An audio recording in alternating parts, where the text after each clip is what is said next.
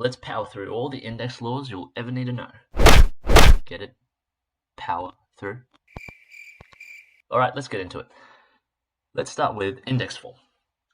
This is when we write a number with a power. This is important because it leads to other concepts down the road. The number that has a power is called the base. The power, this value here, can also be called the index or the exponent.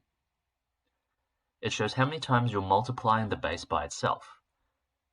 Power of 1 means you have the base, and that's it. Power of 2 means you multiply twice. Power of 3 looks like this, and so on. What about the power of 0? It actually equals 1. We'll show you why in a minute. Let's start with multiplying terms with powers. When you multiply terms with the same base, you add the powers. Let's say we have a squared times a cubed. Expanded, it looks like this, which is the same as a to the power of 5. The important thing here is that the terms must have the same base, otherwise you can't simplify. You can't add the powers or multiply the bases. Let's try 2 squared times 3 cubed. This looks like,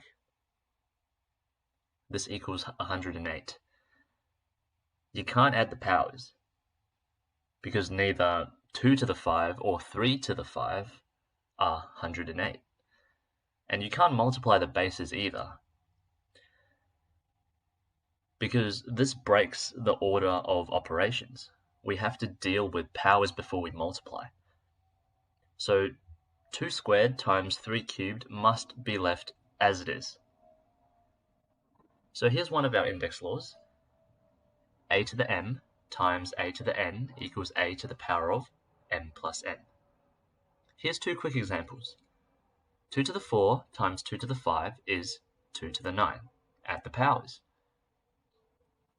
4p times p cubed times 5p to the 6.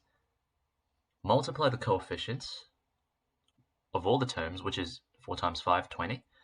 And then we multiply all the p terms, adding all the powers of p, and remembering that p is the same as p to the power of 1 gives us p to the 10. We get 20 p to the 10. Now let's look at dividing terms with powers. When you divide terms with powers with the same base, you subtract the powers. Think of it using fractions because division can be represented using a fraction. A to the power of 5 divided by a to the power of 3 looks like this. See how we can simplify by cancelling since everything's being multiplied. We're left with a squared. Similar to the previous index law, the terms must have the same base. Here's our next index law. A to the power of m divided by a to the power of n equals a to the power of m minus n. Here's 2 quick examples. 5 to the 7 divided by 5 to the 3 equals 5 to the 4. Take away the powers.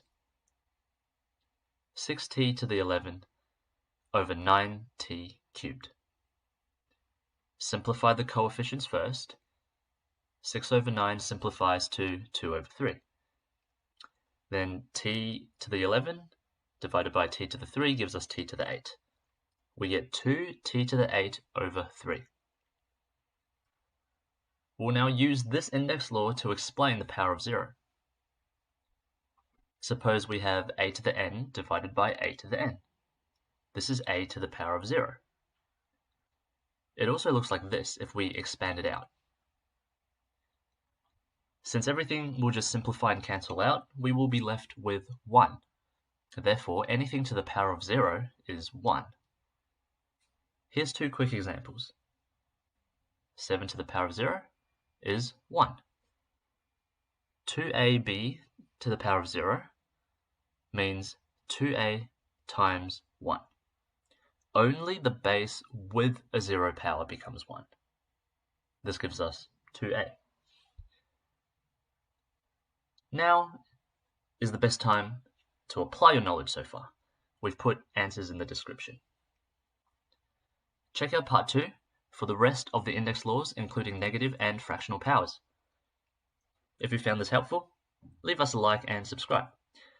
We're constantly making new videos. Thanks for watching, and see you soon.